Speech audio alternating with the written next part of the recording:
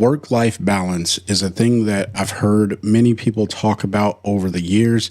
And, it's just an area that we are existing in. The point is we have to get paid so we can, have money to take care of the things that we need to. And that is going to impact our life. It's also going to change the way that we may behave when we come home from work. Sometimes we're not even feeling fulfilled in our job, and that's going to apply to some of the stressors. There's also the dual income family where both the husband and the wife are working. And I know many of you listening can relate to that. And that brings its own work-life stress. So today, what we're going to do is unpack the work-life stress in marriage. Stay tuned. Welcome back to another podcast right here on the Husband Coach's Corner. I know I've been away for a little while, but I'm back for at least a short period of time. I can't tell you for how long. Things are just hectic. In fact, the whole reason that I'm doing this work-life balance thing and episode is because I myself have been impacted by it. So how else can I come to the audience here on this podcast without talking about the things that impact us every single day? And let me tell you, my work-life balance has gotten hectic, which is why I've kind of had to step away a little bit. I'm going to bring some content as best I can, and I don't know what the schedule will be, so just stay on the lookout for content. Now, with that being said, if you want to get a hold of me, or if you want to get in contact with me, you can check the show notes. My email address is down there. That's probably the best way of getting a hold of me. You can ask questions and I'll do my best to answer them via email. And if it's something that we need to arrange a phone call for, then we can do that. Again, all within this work-life balance concept. So I don't think I really need to explain what the work-life balance is. I think many of us already kind of understand that. And so I won't go crazy deep into it. But for those of you who are probably like, all right, Chris, what are you talking about work-life balance? Well, sometimes or we have to exist, right? So many of us, we have jobs and then we also have a life. And you can easily get out of balance where you are doing so much at work that you forget about life, or you have so much going on in your life, like issues that are happening in your marriage that start to impact your work. And you got to find a really nice balance. Now, I'll be honest, this is kind of a myth. You will always be at odds with one or the other. What I really want you to gain from today's episode is the idea of seasons. All right. We're going to talk about this throughout the podcast. I really only have 2 points to make. I want you to think about seasons when we start talking about work-life balance. Now, if you're not sure what I'm talking about with this, what I'm saying is there may be a time when you have to put in a lot of hours at work, and that's just because that's the season that your job is in. But then there's going to be times when, your wife is sick or kids are sick and you got to take care of the family. And those are going to be seasons. Now, these seasons don't always last a long time. In fact, I've gone through seasons where it's like, hey, this 2 weeks, I'm going to be doing this. And then this 2 weeks, I'm going to be doing this. And that's where the whole work-life balance thing kind of comes into play, because there's this idea that we need to somehow find a way to keep our work and our life equal. And I just don't buy into that. Now, you don't have to agree with me on this, but the idea is you can balance the two because you have to do both of them, right? You have to exist in your family and take care of your wife, take care of your kids, but you also have to get a job and pay your bills and things of that sort. Here's the deal. Work-life balance is never equal, all right? It all comes with seasons. Let's go ahead and unpack the two things. Now, there are a ton of things. Like when I say a ton, there are a ton of things or a ton of ways that you could really address or approach the whole work-life balance theory and concept. And I can make probably a month's long worth of episodes talking about this because it's just so deep. But I want to keep it kind of surface level for this episode. And if that's something you want to see more of, send me an email or leave a comment if the platform you're listening to allows for a comment. All right. And say, hey, I want to know more about this work-life balance. And I'll do what I can to get another episode out that goes a little bit further into work-life balance. So the first one, your job is not the problem. Your job is not the problem to your work-life balance. Okay. There are so many people that I've talked to, and I even used to believe this, that my job is the reason that I'm just out of balance. And the truth is, it's not my job. My job does not take me out of balance. My job requires some things of me, and my job is very demanding, so much so that I have not been producing these podcasts.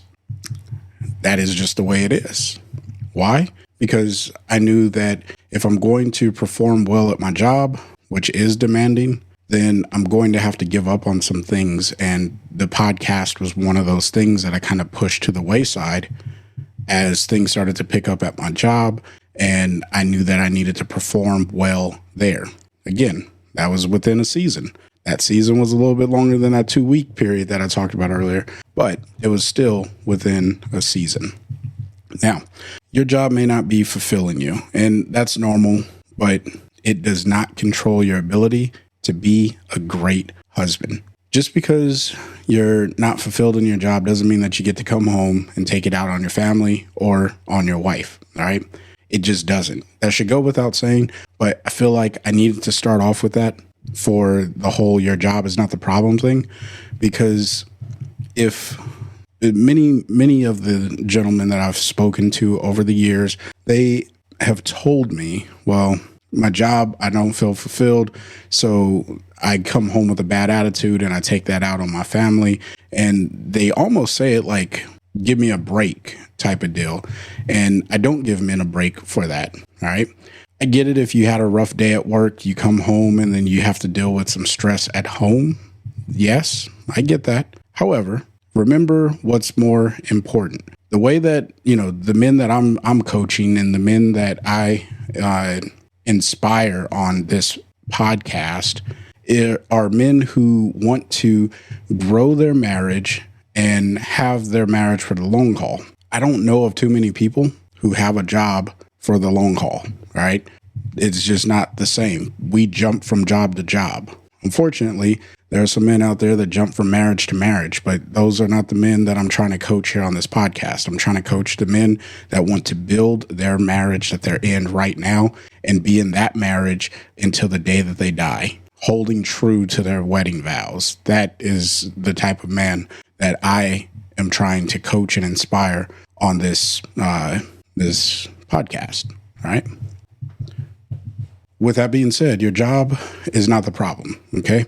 Your job may not fulfill you. Doesn't mean you get to come home, take it out on your wife. Also, your job or jobs may not pay all of the bills, but it does not hinder your relationship with your wife, with a caveat, unless your wife got with you for your money, all right? Here's the reason why I bring this up. Your job may not pay all of the bills, and I understand so many people, they're working multiple jobs, all right? It's a tough economy, and I've heard all of the stories about how people have to get multiple jobs, and I understand that. And that can seem very heavy on the work aspect of what is required. However, let me tell you firsthand that just because that is the work aspect of it, you can still balance life working multiple jobs. And in some way, I'm here and I have quite a few side ventures, if you will, that are not a part of my main job, the job that I do to pay all the bills. But I'm still able to manage everything that I need to. All right. So this kind of breaks down into two things, right? First, you have the financial aspect, and then you also have the I'm working multiple job aspect. Let me take care, or I already talked about the multiple job aspect. It's going to seem like that's going to over tip the scales in the job aspect or job side of things, but it really doesn't. You just have to find when and where, and we'll talk about some solutions to this, when and where to do things with your family. On the financial aspect, right? Because I gave that caveat. Unless your wife is with you for your money, it's okay that your job doesn't pay all the bills.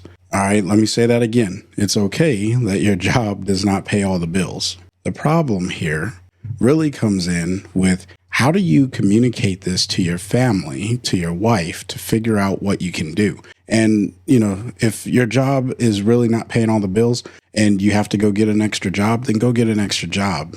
That's a part of that whole work-life balance. That really is the thing, right? Sometimes we don't find jobs that pay every single bill. I would also say, look at what your means of living are. Like, what is your cost of living? Are you paying for extra things that you probably really don't need? Are you down to the bare essentials? That's something that is probably worthwhile looking into for yourself, just so you know. All right. The other thing when it comes to your job is not the problem, is your job will demand things of you, but that does not mean you can neglect your wife. All right. My job demands a lot of me. My job makes me travel from time to time, more frequently than it has. That doesn't mean I get to neglect my wife. Many of you have heard me talk about this. I have daily, weekly, and monthly engagements with my wife where we do things. And sometimes it's not always grand. In fact, most of the time it's not grand. But my wife doesn't feel like I'm a stranger. Now, recently, the reason why I had to step away from the podcast was because I was starting to step back on the things that I teach here on this podcast.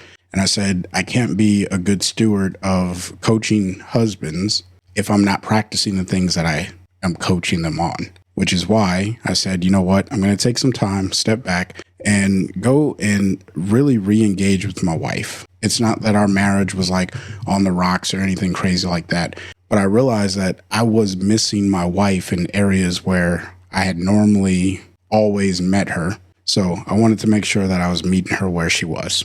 Monthly, weekly, daily engagement with my wife is extremely important. Just because my job demands a lot of me does not mean that I get to neglect my wife.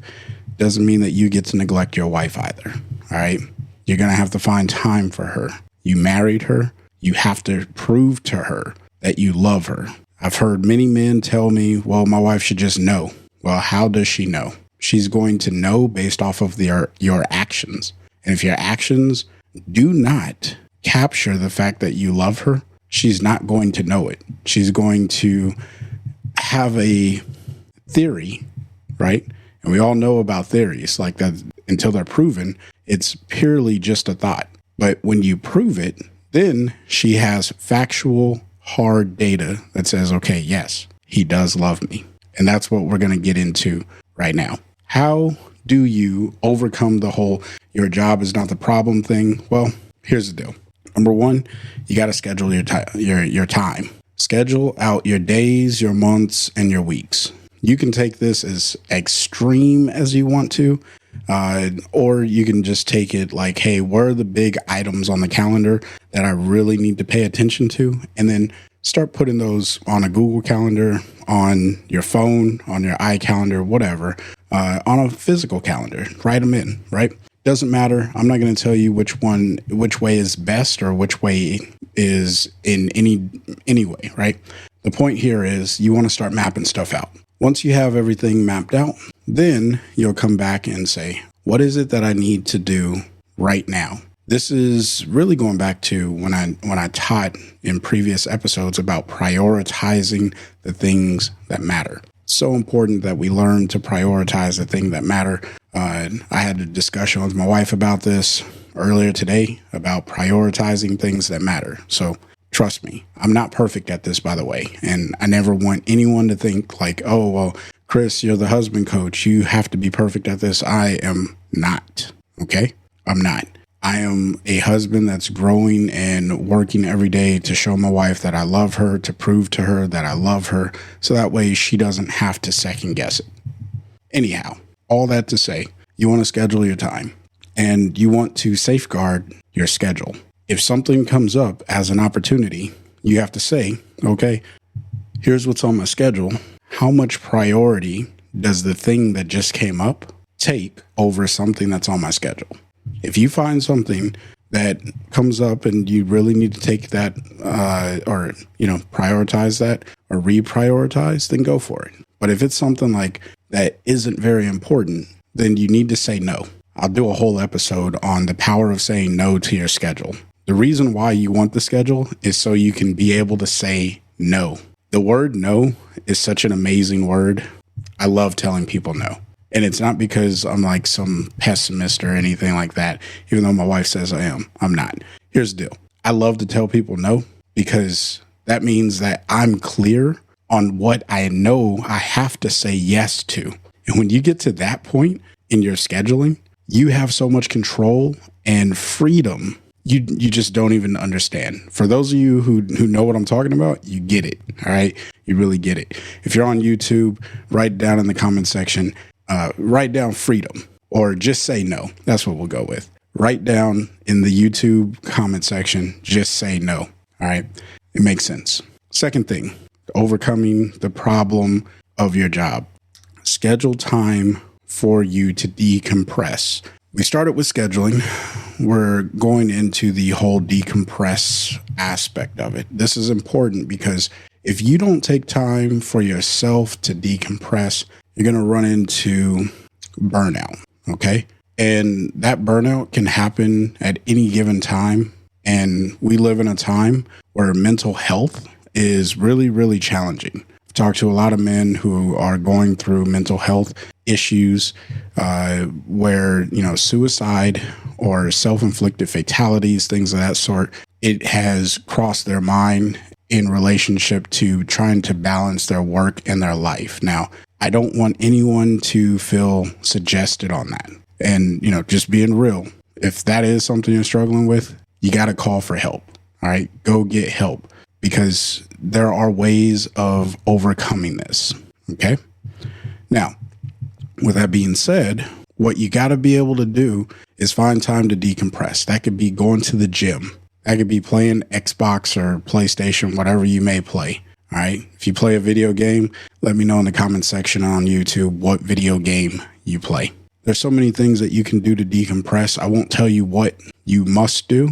Just choose something and do it. It is important for you as an individual to grow in your marriage, to grow yourself, and to help with that whole stress between work and life. All right. Because guess what? Work is going to stress you and life is going to stress you. I'm focusing right now much more on how your work may stress you, but you may need to decompress from issues that are going on in your life. Going to the gym could be that thing. Going somewhere else.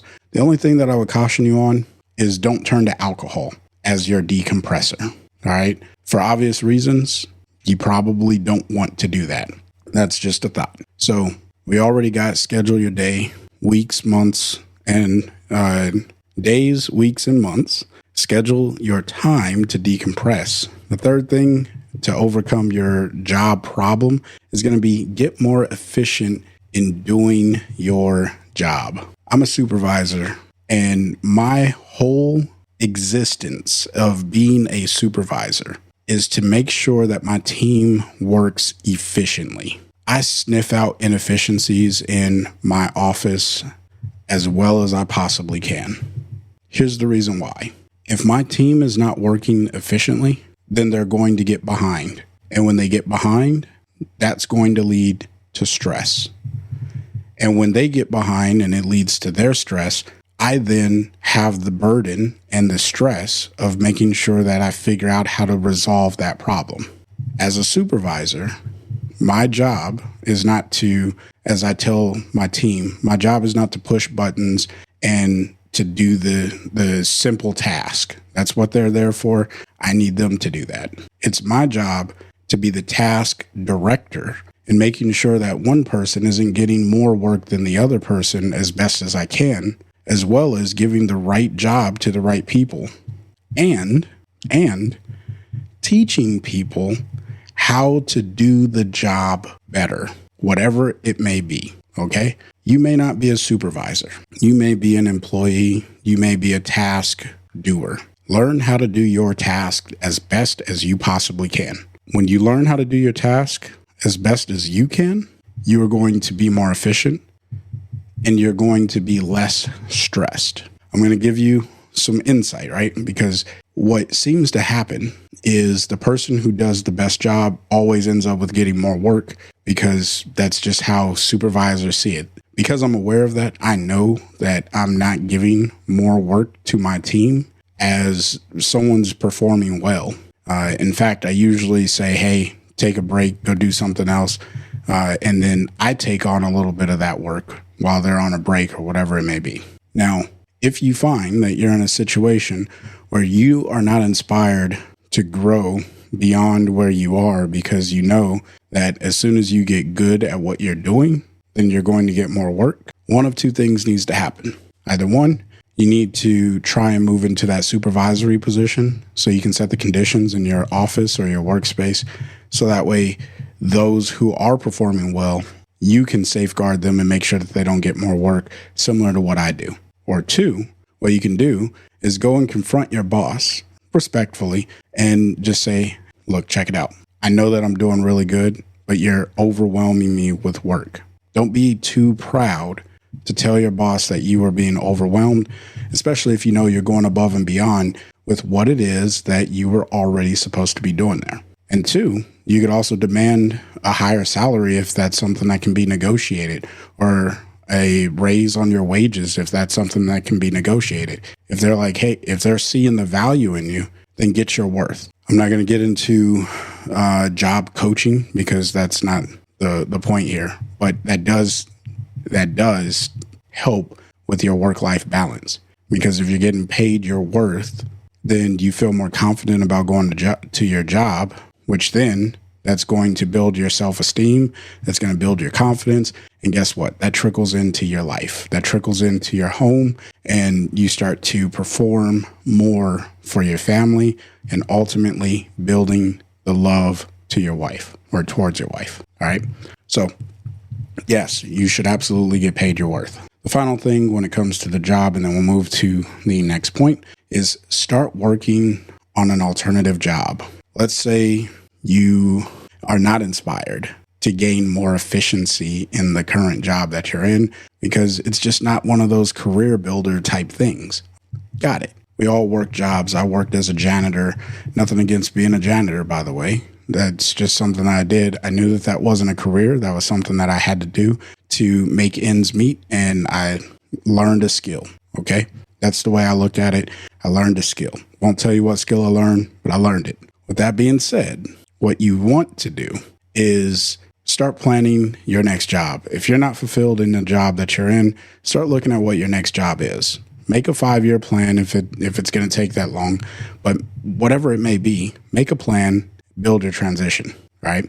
The reason you want to do this is because it starts to give you something to look forward to. You want to start building whatever it is that you want to go towards now, because if you wait, it is going to be a very, very sad day when you start seeing other people progress into things and stuff that is going to really impact your overall work life and impact your marriage, impact your relationship, impact your family. So make sure that if you're not fulfilled in the job you're in, start planning what your transition is and start executing on that. All right. Don't just plan it. Start doing things to move you towards it as best you can. I want to be very clear here. I'm not telling anyone that they need to quit their job, walk out on their boss, or do anything super stupid or crazy at work. Not what I'm saying. I'm absolutely not saying that. Instead, what I'm saying is think about what it is that you want to do, what you want to accomplish, how you want to accomplish it, and then start working towards that. And then eventually put in your notice if that's something that you need to do. I don't know, but that's something you got to figure out for yourself. When we start talking about transitions and making sure that you know where your next source of income is coming from, that really brings me to setting goals. And that's actually the second part of what I want to talk about in today's episode. So setting goals is one of those things kind of pie in the sky, but here's the deal. You got to set goals with your wife. I've talked about this in previous episodes. I know I keep referencing a lot to previous episodes, but here's the deal. You must set goals, because the only way that you're going to know that you are on track to the thing that you're trying to get to is by setting a goal. Now, the goal setting is, just one of those things that if you do it, you're going to do it well, or you're going to be better off for doing it, is what I really want to say. Also, goals keep you on track for really what you want to do or where you want to go. If you don't have a goal in mind, you're going to end up flying a course. Wherever you end up is where you want it to be anyway, because you didn't have a goal in mind. That doesn't make sense, all right? You have to have a destination. You have to have an idea of what you're working towards. Now, I'm not going to give you, in this episode, I'm not going to give you ideas or goals that you should set. Instead, what I'm going to do is tell you, number one, they should be meaningful to your marriage. And the only way that you're really going to be able to get to setting a meaningful goal in your marriage is by sitting down with your wife and saying, hey, what is it that we want to achieve in the next 2 years, 3 years, 5 years, whatever it may be? Doesn't really matter. Choose your time frame, set a goal for it. I do recommend that you set something that is relatively close because you get a jolt of energy, dopamine, excitement, fulfillment whenever you achieve a goal. There's some science behind that. I won't get into it, but just know that there is some science behind when you achieve a goal. It makes you feel better about yourself, makes you want to do more, and you work harder. And then you set a larger goal, and then next thing you know, you're like shooting to the moon and you're actually getting there. The point here, number one, make a goal that is meaningful to your marriage. Sit down with your wife and talk to her about it. Don't care what that goal is, but you and your wife, you two care about what your goal is. Number two, they should be appropriate to your marriage and not competitive or comparative, if that's even a word. Essentially, we don't want to compare to other people's marriages, all right? They shouldn't be competitive in the regards of, I'm trying to compete with someone else to make, to one up them. That's stupid. Don't do it. Don't one up people. It doesn't work, all right? And it also shouldn't be comparative to another person's marriage, because that marriage is unique all on its own, because those two people are unique all on their own. So make sure that when you set your goals, it's not competitive or comparative, because when you do that, man, let me tell you, I've seen some people really have some problems. All right. When you start to compare your marriage to another marriage, or when you start to compete with other marriages, it usually ends bad because you make bad decisions along the way. I witnessed a couple that they were competing against a different couple. The couple they were competing against didn't even know that they were competing, by the way. They didn't know. That couple was just minding their business and they were doing some things and it was what they wanted to do. And this other couple that was, looking at them and saying, oh, yeah, we could do better than them and whatever. Well, they started making some dumb decisions, and one of them made a pretty stupid financial decision, which led to a relational decision that was stupid, and ultimately led to a very, very stressful time in their marriage. All right? Trust me, you don't want to compete with other marriages. It's silly. It's stupid. It never works. All right? It just doesn't. Don't compete with another person's marriage or another couple's marriage. It's not wise. Trust me, it is not wise. The third thing when it comes to setting goals, use milestones to keep you on track to your goal. Similar to completing the goal, the milestones are going to help you with giving that jolt of energy, that excitement. All right. So if you have a large goal, let's say one of your goals is to buy a house as a couple. Okay. Well, what are some of the things we need to do in order to buy a house? Well, we need to save up $30,000, just throwing out, random numbers. Need to save up $30,000 so we can have a good down payment or whatever we're going to do. Okay. So then you build your milestone about that $30,000, right? But then you have to say, okay, how am I going to save $30,000? And then you start backwards planning. Okay, how many years would it take me to get to 30,000? It'll take me 5 years to get to 30,000 if I save this much money each year. So then you start working that out, and every year you start looking at it and you start saying, okay, are we on track to 30K? Are we on track to 30K? Are we on track to 30K?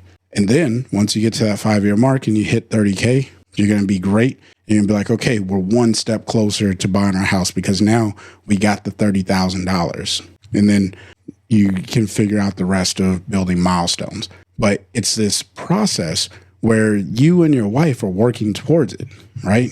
It's a goal that you and your wife are working towards together. And then, of course, you can put in micro milestones where it's like, okay, we just hit 5,000. Yes. Get excited. Do something. Yes, we just hit 10,000. Get excited. Go do something that's responsible and, not crazy. And all the way through. So that way, every time that you hit a milestone that you set for yourself, you get a celebration and it makes you want to continue on until you get to that end state. And then eventually you buy your house and then it's great, right? Then maybe it comes down to, okay, we want to remodel or we want to go travel the world and backpack through whatever countries allow you to backpack. I don't know. All that stuff. Goal setting. Think we're clear. I think that's pretty straightforward. Today, we talked about two things, all right? We talked about setting goals, and we also talked about your job is not the problem. Work-life balance is a big deal. If you don't take care of it sooner rather than later, then you're going to really start to foster an environment in your marriage that you may not want to. And that could lead to bigger problems down the road. My advice is that you take this serious and you figure out what your work-life balance is. Create that schedule and guard it as best as you possibly can. Get to the point where you can just say no, because when you do that, you're going to have so much freedom, and it's going to help you with ultimately building the perfect work-life balance. So if you found value in the content, please smash the subscribe button if you're on YouTube. If you are on a different platform, whatever interaction allows you to follow, like, subscribe, whatever, that would be amazing because it helps with the algorithm and getting this podcast into the ears of those who would also benefit. Another way of getting this podcast into the ears of those who would benefit is if you would share it. I would greatly appreciate it, and I welcome everyone and thank everyone who does share it. Now, if you got a question and you just want to get some quick advice, please hit me up in the email in the show notes, or you can just email me husbandcoach2020@gmail.com. Let me know what you think about the episode, or if you got questions, just let me know. So until next time, I want you guys to find a way to love your wife every day.